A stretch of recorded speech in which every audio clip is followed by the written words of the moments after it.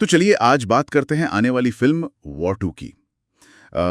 जबरदस्त माहौल बना हुआ है इसको लेके। हाँ बिल्कुल। खासकर क्योंकि ऋतिक रोशन और जूनियर एनटीआर पहली बार एक साथ आ रहे हैं। सही कहा। तो कोशिश रहेगी कि इस जानकारी से समझें कि फिल्म में क्या खास हो सकता है।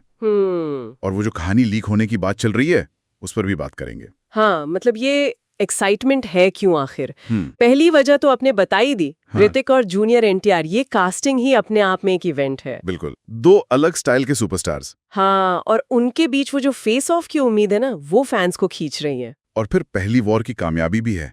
वो फिल्म एक बेंचमार्क बन गई थी एक्शन के मामले में। सही कहा, उसकी यादें भी ताज़ा हैं तो लोग उसी लेवल का कुछ एक्सपेक्ट कर रहे हैं, शायद उससे भी ज्यादा। अच्छा, इसी बीच वो रेडिट वाली बात क्या है? कोई कहानी लीक हुई है? हाँ, एक स्क्रीनशॉट वायरल हुआ है रेडिट पर। दावा है कि वो वॉर 2 की कहानी है और सबसे चौंकाने वाली बात उसमें ये है कि एजेंट कबीर, ऋतिक रोशन। हाँ ऋतिक रोशन का किरदार कबीर, वो अब इंडिया का सबसे बड़ा विलन बन चुका है। क्या कबीर विलन? ये कैसे हो सकता है? मतलब पिछली फिल्म के एंड में तो वो हीरो था। बिल्कुल, ये बहुत बड़ा यू टर्न है। लीक हुई कहानी में कोई खास वजह तो नहीं बताई, पर ये हो सकता है कि वाईआरएफ स्पाई यूनिवर्स में ऐसा कुछ ट्विस्ट प्लान किया गया हो। कहानी ये कहती है कि कबीर इतना खतरनाक हो गया है कि उसे पकड़ने के लिए सरकार अपने बेस्ट एजेंट को भेजती है, विक्रम। जूनियर एनटीआर। हाँ, जूनियर एनटीआर। और विक्रम को कबीर के लेवल का ही बताया गया है, मतलब पावर में, स्किल्स में, हर तरह से। ओह, तो मतलब दो बराबर की टक्कर। पूरी फिल्म फिर इन्हीं के पीछे भागने, लड़ने और आमने सामने आने पर होगी। एक्शन और इमोशन दोनों। लीक तो यही इशारा कर रहा है।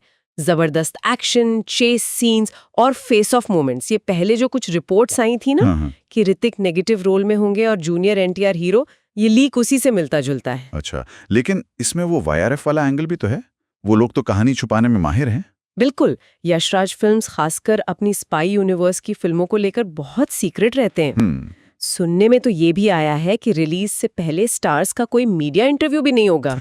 कोई इंटरव्यू नहीं, ताकि कुछ लीक ना हो जाए। एग्जैक्टली। ये उनकी स्ट्रैटेजी है, सस्पेंस पीक पर रखने की। तो मतलब ये जो रेडिट वाली कहानी है उस पर आंख बंद करके भरोसा नहीं कर सकते? नहीं, बिल्कुल नहीं।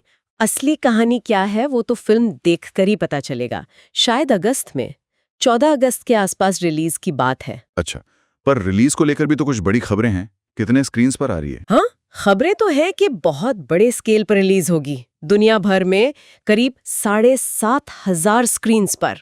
7,500 स्क्रीन्स, ये तो बहुत बड़ा नंबर है। बहुत बड़ा। लेकिन एक और पेंच है। क्या?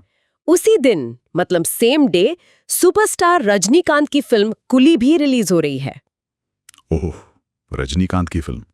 तब तो ये 7,500 वाला आंकड़ा थोड़ा मुश्किल नहीं लगता, खासकर साउथ में। बिल्कुल, ये क्लैश बहुत बड़ा होने वाला है। सिर्फ दो फिल्में नहीं, बॉलीवुड वर्सेस तमिल इंडस्ट्री जैसा माहौल भी बन सकता है। स्क्रीन काउंट से लेकर ओपनिंग डे कलेक्शन तक सब पर असर पड़ेगा इसका। तो मतलब एक तरफ कहानी का सस्पेंस, दूसरी तरफ रिलीज का इतना बड़ा स्केल, और फिर ये बॉक्स ऑफिस क्लैश। हाँ, मामला काफी गर्म है। तो कुल मिला के देखें तो वॉर 2 से उम्मीदें बहुत ज्यादा हैं।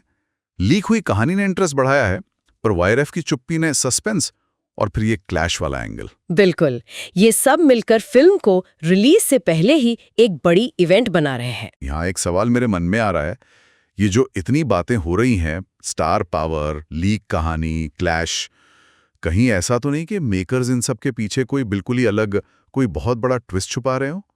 ये अच्छा पॉइंट है। कहीं ये लीक हुई कहानी खुद ही ध्यान भटकाने की कोई चाल तो नहीं? ये तो सोचने वाली बात है। हो सकता है वाईआरएफ से कुछ भी उम्मीद की जा सकती है। असली गेम तो शायद रिलीज पर ही पता चलेगा।